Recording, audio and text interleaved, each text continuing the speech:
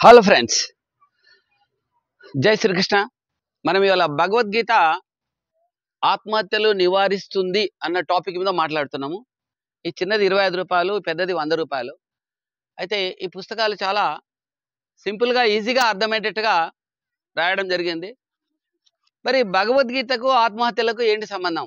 ఇప్పుడు మనం ఎంతో మంది పిల్లలు చూస్తున్నారు, చిన్న చిన్న మాటలకే సూసైడ్ చేసుకుంటున్నారు.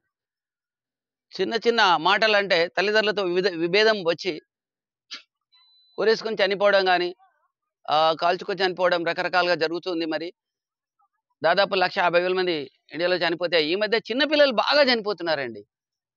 ఆహ్, అంటే పిల్లల్ని అతి సెన్సిటివ్‌గా పెంచే తల్లిదండ్రులు మరి వాళ్ళకి భగవద్గీత అందజేయడం లేదు. భగవద్గీత అనేది ఆత్మహత్యను ఎట్లా ఆపుతదో చూద్దాం.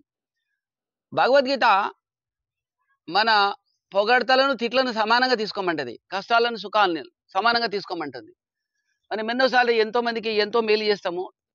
కానీ వాళ్ళు మన మీద బదలామంటే మనని బ్లేమ్ చేస్తుంటారు. మనకు అవమానం చేస్తే మనం తట్టుకోలేకపోతాం. అంటే నా వల్ల హెల్ప్ తీసుకున్నోడు నన్ను అవమానించాడని. లేదా పబ్లిక్‌లో మిమ్మల్ని ఇన్సల్ట్ చేస్తాడు కొన్ని విషయాల్లో. మీ మైనస్ బయట పెడతారేమో అన్న భయంతో కూడా సూసైడ్ చేసుకున్న వాళ్ళున్నారు. అమెరికాలో జాబ్ చేస్తున్న ఒక అమ్మాయి తాను ఇంటిమేట్‌గా ఒకడితో మాట్లాడింది. తను బట్టలు తొలగించి మరీ మాట్లాడిందంట. ఎట్లాగో పెళ్లి చేసుకోబోతున్నా అని. కానీ వాడు బ్లాక్‌మెయిలర్ అన్న విషయం ఆమెకు తెలియదు. వాడు బ్లాక్‌మెయిల్ చేస్తూ ఆమెకు పెద్ద ఎత్తున డబ్బులు గుంజడం మొదలుపెడితే ఆమె తట్టుకోలేక ఈ విషయం తల్లిదండ్రులకు తెలుస్తదని సూసైడ్ చేసుకుంది. అంటే అమెరికాలో జాబ్ చేస్తుంది అనగానే మనం అనుకుంటాం, అబ్బో! ఆమె చాలా డేరింగ్ అనుకుంటాం. కానీ అమెరికాలో ఉన్నా, మరి ఎక్కడ ఉన్నా సరే ఈ భయం అనేది ఉంటుంది. అట్లాగే అప్పులపాలైనోళ్ళు కొంతమంది మంచి వాళ్ళు కూడా చెడ్డవాళ్ళు ఉసిగొల్పి ఏదో వ్యాపారంలో ఇరికిచ్చి డబ్బులొస్తాయి అని పెట్టుబడి పెట్టించి తీరా చూస్తే అది లాస్ వస్తే అక్కడ ఇక్కడ అప్పులు చేసి ఆ అప్పుల వాళ్ళను ఎదుర్కోలేక వాళ్ళు కుటుంబం ఆత్మహత్య చేసుకున్న వాళ్ళున్నారు. అట్లాగే ఎగ్జామ్‌లో ఫెయిల్ అయితానేమో అన్న భయంతో కూడా నీట్ ఎగ్జామ్‌లో 25 మంది పిల్లలు చనిపోయారట. సో, ఎగ్జామ్ ఫెయిల్ అవుతారేమోనని కొందరు, అయినంక కొందరు చనిపోయారు. మరి ఆత్మహత్యలు అట్లాగే లవ్ ఫెయిల్యూర్ అయితే కూడా భరించలేక ఆత్మహత్య చేసుకున్న వాళ్ళున్నారు. అట్లాగే కొంతమంది ఫెయిల్యూర్ తట్టుకోక అవతల వాళ్ళ మీద కూడా దాడి చేయడం జరిగింది. యాసిడ్ పోయడమో, చంపడమో. ఆహ్, నిన్ను నేను ప్రేమిస్తే నన్ను ప్రేమించరా అని. ఎందుకంటే ఒక్కోసారి నమ్మక ద్రోహం కూడా చేస్తుంటారు. అమ్మాయిలు కూడా వానితో ఫుల్లు ఆశ పెట్టి ఆహ్, కలలు కనబెట్టేట్టుగా ఎంతో ఇంటిమేట్‌గా ప్రేమగా మాట్లాడి చివరికి అనేస్తది. లేదా పెద్దలు చూసిన పెళ్లి చేసుకొని ఎళ్ళిపోతే ఇతను తట్టుకోలేక ఆత్మహత్య చేసుకుంటాడు. లేదా ఈయనకి మండి ఆ అమ్మాయిని హత్య చేస్తాడు. సో, ఇలా చాలా జరుగుతున్నాయి లోకంలో. ఇదే భగవద్గీత చదివితే మానము, అవమానం ఒక తీరుగా తీసుకుంటారు వీళ్ళు. సో, వీళ్ళు ఫెయిల్ అయినా దాన్ని పాజిటివ్‌గా తీసుకొని ముందుకెళ్ళి జీవితంలో ఇంకా విజయం సాధిస్తారు. అలా ఎక్కువగా మరి మానసికమైన ఒత్తిడి అంటే ఫెయిల్యూర్, ఒక బిజినెస్ చేస్తారు. పెద్ద ఎత్తున ఆ బిజినెస్‌లో పార్ట్నర్స్ లాస్ చేస్తారు. సో, అవమానం. ఈ అప్పుల వాళ్ళొచ్చి ఇంట్లో సామాను పడేస్తామని చెప్పి మరి అతని 10 మందిలో అవమానం చేస్తే ఖాళీ మాటకే పడిపోయి ఇంత మాట అంటారా? కొన్ని చెడ్డ మాటలు అనేస్తారనమాట. నీ పెళ్ళాం పక్కనున్న పట్టుకొస్తాంరా అంటారు. కొన్ని చెడ్డ మాటలు అనేసరికి వీళ్ళు తట్టుకోలేక సూసైడ్ చేసుకునే వాళ్ళు ఎందరో ఉన్నారు. మరి దీన్ని ఆపడానికి భగవద్గీత అనేది చాలా ఉపకరిస్తుంది. మీ పిల్లలకు మీరిచ్చే అతిపెద్ద ఆస్తి భగవద్గీత.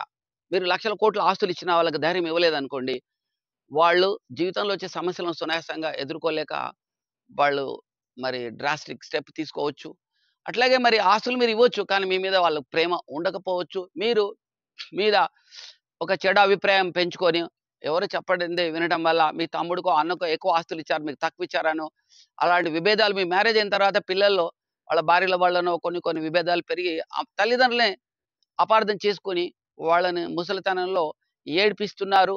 మరి అలాంటి వాళ్ళందరూ మారాలంటే భగవద్గీత చదివి తీరాలి. అందులో వెంకట శాస్త్రి భగవద్గీత చాలా సులువుగా అర్థమయ్యేట్టుగా ఉంది. దనకొండ వెంకట శాస్త్రి ఇవి అందరికీ చేర్చాలి. ఒక్కొక్కరు కనీసం 100 మందికి ఈ పుస్తకాలు చేర్చేటట్టుగా మనము ప్రయత్నం చేయాలి. ఇంకా ఏ రకమైన అటువంటి ఆత్మహత్యలైనా తీసుకోండి. ఇంకా దానికి భగవద్గీత పరిష్కారం చెప్తుంది. ఎందుకంటే అవతల వాళ్ళు మనల్ని బాగా ఇన్సల్ట్ చేసినప్పుడు నన్ను ఇన్సల్ట్ చేశారనుకుంటాం. కానీ నువ్వు ఆత్మవు. నీ శరీరాన్ని వాళ్ళు చేస్తున్నారు. సో, ఆ ఇన్సల్ట్ చేసేవాడు స్వార్థపరుడై ఉండొచ్చు.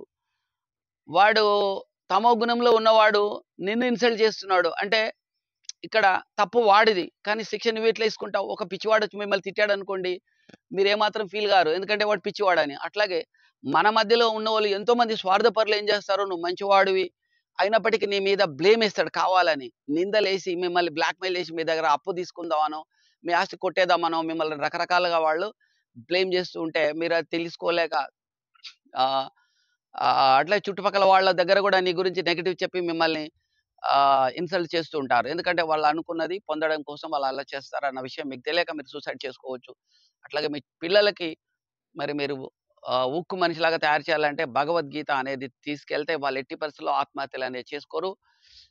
సో, మిత్రులారా మనం ఉక్కు మనిషిలాగా అవ్వాలి. అందుకు మీరందరూ కూడా మరి ప్రయత్నం చేయండి. మనకు కామెంట్లు పెట్టండి. నాకు నచ్చితే కామెంట్లు పెట్టండి. లేకపోతే నేను ఇలాంటి వీడియోలు చేయడం మొత్తం మానేస్తాను.